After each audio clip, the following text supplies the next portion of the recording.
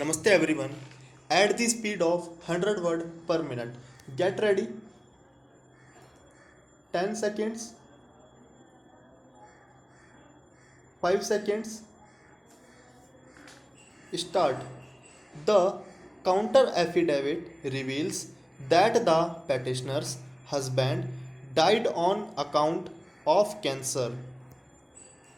The respondents have tried to justify the rejection of the petitioner's husband application on the ground that the petitioner has received terminal benefits amounting to rupees 21,65,221 towards provident fund gratuity encashment of the death relief fund etc.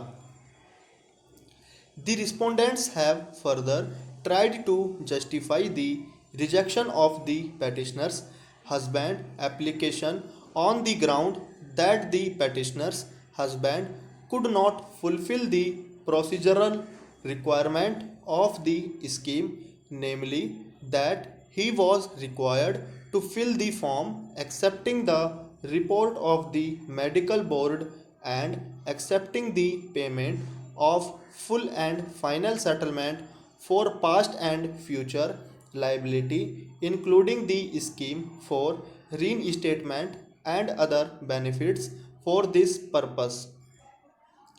A memorandum of settlement was also required to be signed by the employee, which the petitioner's husband could not do so as he was in a semi conscious stage and was unable to append his signature.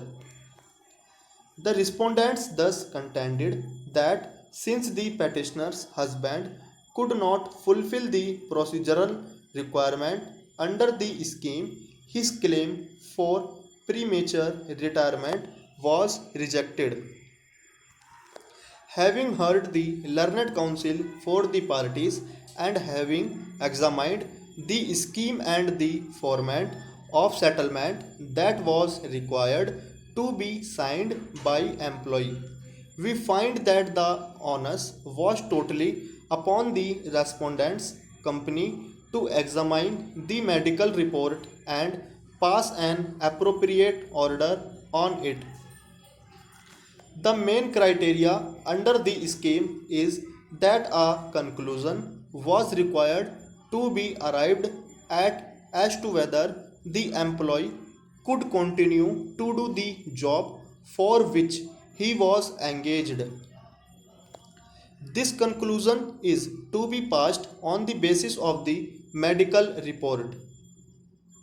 The medical report indicates that the petitioner's husband was not fit to continue for the job in which he was engaged.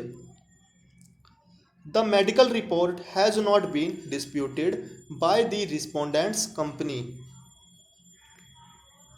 The opinion given by the medical board in fact has been accepted by the respondent company.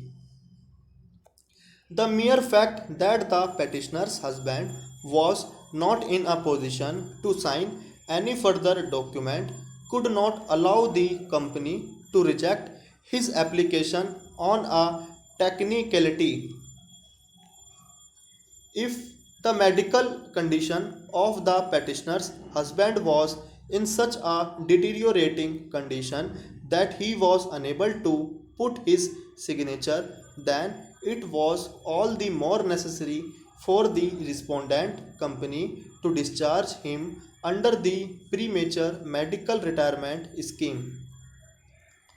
The action of the respondents in rejecting the petitioner's husband application, in our opinion, appears to be wholly arbitrary and violative of Article 14 of the Constitution of India. Even though terminal dues has been paid to the petitioner, the same was not done out of largesse being granted by the respondent company. The petitioner's husband was entitled to receive such terminal benefits as a matter of right under the terms and conditions of service. When the respondent floated the scheme dated 17/11/2003 with regard to premature retirement, an additional incentive was given for payment of ex gratia in addition to the terminal benefits such as provident fund, gratitude, encashment of leave, etc.